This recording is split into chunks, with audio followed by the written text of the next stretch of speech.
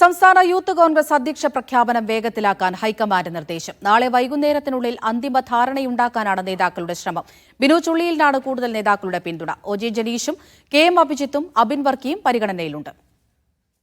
രാഹുൽ മാങ്കൂട്ടത്തിൽ രാജിവെച്ച് 1.5 മാസം പിന്നിടുമ്പോഴും പുതിയ അധ്യക്ഷനെ കണ്ടെത്താൻ കഴിയാത്തതിലെ ബുദ്ധിമുട്ട് കെ.പി.സി.സി അധ്യക്ഷൻ സണ്ണി ജോസഫ് ദേശീയ നേതൃത്വത്തെ അറിയിച്ചിരുന്നു. പട്നയിലെ വിശാല പ്രവർത്തക സമിതി യോഗത്തിനെത്തിയപ്പോഴായിരുന്നു ഇക്കാര്യം പങ്കുവച്ചത്. നേതാക്കൾക്കിടയിൽ സമവായമുണ്ടായി ഒറ്റപ്പേരിലേക്ക് എത്താൻ കഴിഞ്ഞാൽ 1 മണിക്കൂറിനുള്ളിൽ പ്രഖ്യാപിക്കാമെന്ന് ദേശീയ നേതൃത്വം മറുപടി നൽകി. ഇതേ തുടർന്ന് തിരക്കിട്ട ചർച്ചയാണ് കേരളത്തിൽ നടക്കുന്നത്. കെ.സി. വേണുഗോപാലിനോട് അടുപ്പം സൂക്ഷിക്കുന്ന ബിനു ചുള്ളിയിൽ അധ്യക്ഷനായാലും എതിർക്കില്ല എന്നതാണ് പ്രതിപക്ഷ നേതാവ് വി.ഡി. സതീശന്റെ നിലപാട്. ഒ.ജെ. ജനീഷിന്റെ പേരാണ് അദ്ദേഹം ആദ്യം മുന്നോട്ട് വെച്ചിരുന്നത്. നിലവിലെ വൈസ് പ്രസിഡന്റ് അബിൻ വർക്കിയല്ലാതെ മറ്റൊരു പേരില്ലെന്ന് രമേശ് ചെന്നിത്തല അറിയിച്ചു. എ ഗ്രൂപ്പിലെ ഒരു വിഭാഗം കെ.എം. അഭിജിത്തിന് വേണ്ടി വാദിക്കുന്നു. തനിക്ക് നോമിനി ഇല്ലെന്ന നിലപാടിലാണ് കെ.പി.സി.സി അധ്യക്ഷൻ.